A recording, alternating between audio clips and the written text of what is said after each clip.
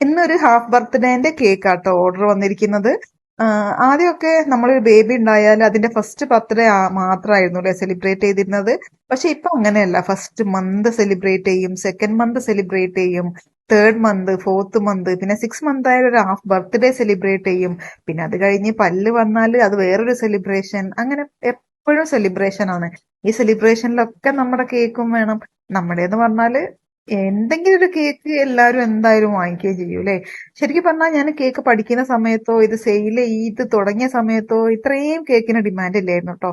പക്ഷെ ഇപ്പൊ റീസെന്റ് ആയിട്ട് എല്ലാവർക്കും എല്ലാത്തിനും കേക്കാണ് അല്ലെ. അതുകൊണ്ട് തന്നെ പുതിയ ഹോം ബേക്കേഴ്സ് ആണെങ്കിലും റീസെന്റ് ആയിട്ട് ഈ ഒരു ഫീൽഡിലേക്ക് വരുന്നവരാണെങ്കിലും നമ്മുടെ ബിസിനസ് നിന്ന് പോകും എന്നുള്ള ഒരു പേടിയൊന്നും വേണ്ട. കാരണം നമുക്ക് പല വിധത്തിലും നമുക്ക് കേക്ക് സെയിൽ ചെയ്യാൻ പറ്റും. അപ്പൊ ഈ ബർത്ത്ഡേന്റെ സ്പെഷ്യൽ ഡിസൈൻ ഒന്നും പറഞ്ഞിരുന്നില്ല, ഈ ഡ്രസ്സ് അയച്ചു തരികയാണ് ചെയ്തത്.